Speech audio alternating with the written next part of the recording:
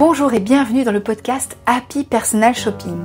Je suis Maïté Despréaux, personal shopper depuis 13 ans et j'ai le plaisir de vous aider à vous lancer dans cette activité passion. Voici les 4 thématiques que j'ai prévu d'aborder avec ce podcast pour vous aider à vous lancer et à exercer sereinement.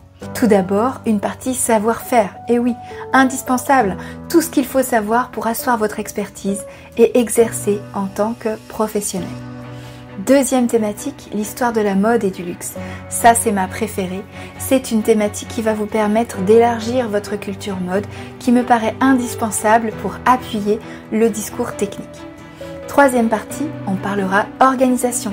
Je vous donnerai des astuces pour gagner du temps au quotidien et développer votre entreprise sereinement, tout en vous ménageant des temps personnels. La dernière thématique est dévolue aux inspirations. Tout ce qui va vous permettre de vous nourrir, de nourrir votre culture mode bien sûr, mais aussi votre créativité pour mieux accompagner les personnes qui vont vous faire confiance. Si ça vous plaît, alors je vous propose qu'on commence tout de suite avec l'épisode du jour. Je suis ravie de vous retrouver aujourd'hui pour la suite de ce podcast dédié aux futurs personal shoppers que vous allez être. Pour écrire ce podcast, je me suis demandé ce qui était le plus important pour accompagner une personne efficacement. Plusieurs idées me sont venues et je dois dire que j'ai eu du mal à choisir celle qui me paraissait la plus essentielle. La connaissance des tendances ? Des morphologies ? Le savoir associer des couleurs ou des motifs ? La capacité d'organisation ? Rien de tout cela, vous n'y êtes pas. Le premier secret, plus j'y réfléchis et plus je suis sûre de moi. Le facteur clé de compréhension majeure du besoin de la personne en face de vous et donc de satisfaction de celle-ci, ce n'est pas une énième technique à votre arc. C'est tout simplement votre capacité à écouter la personne, lui offrir votre disponibilité sincère qui va lui permettre de s'exprimer sans crainte, sans frein, dans une ambiance chaleureuse et bienveillante. C'est en vous mettant totalement au service de votre cliente que vous saurez comment la satisfaire au mieux. Car vous saurez identifier les mots que cette personne prononce. Vous remarquerez ses gestes, ses mimiques.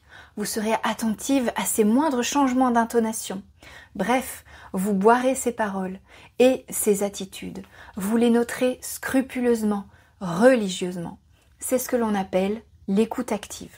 Pour moi, l'écoute active, c'est le premier secret des personal shoppers qui réussissent. Et c'est en vous appuyant sur ce qu'elle vous dit, pas sur ce que vous pensez, que vous serez la plus efficace dans votre conseil et dans votre accompagnement. Dans le monde professionnel, on dit que c'est la capacité d'un bon commercial. Je vous laisse juge. Vous ne savez pas comment vous y prendre ? Voici 3 conseils pour vous permettre de développer l'écoute active. Premier conseil, le questionnement. Pour être à l'écoute, il faut commencer par poser une question. Je vous recommande d'ailleurs de choisir une question ouverte à titre de première question. Une question ouverte s'oppose à une question fermée, donc la réponse est forcément unique. Vrai, faux, oui, non, combien, quel, quand. La question ouverte en revanche est assez large pour permettre à la personne de se saisir de la question, pour lui laisser la possibilité de l'intégrer et de commencer à y répondre. Ce sont des questions qui commencent par « Comment avez-vous » ou par « Que pensez-vous de ?» Deuxième conseil après le questionnement, le silence. Surtout, n'interrompez pas la personne, à aucun prix. Laissez-la parler, jusqu'à ce qu'elle arrive au bout de son raisonnement. Pendant ce temps, observez-la, notez ses attitudes, ses mots, ses regards. Elle vous parle avec tout son corps. Et quand elle commence à chercher ses mots, ne dites surtout rien. Ou alors, répétez sa dernière phrase, ce qui va lui permettre de reprendre le fil. Vous voulez écouter correctement ? Alors effacez-vous. Laissez la personne s'exprimer. Troisième point, après cette deuxième option, je vous rappelle, le premier conseil c'est le questionnement, plutôt ouvert. Le deuxième point c'est le silence. Troisième conseil, la reformulation.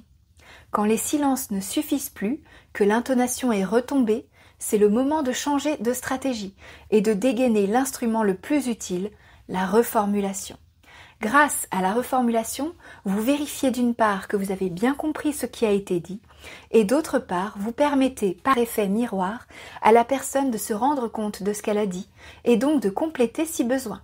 Très efficace. Avez-vous déjà eu l'occasion d'écouter activement quelqu'un ? Quels ont été vos résultats ?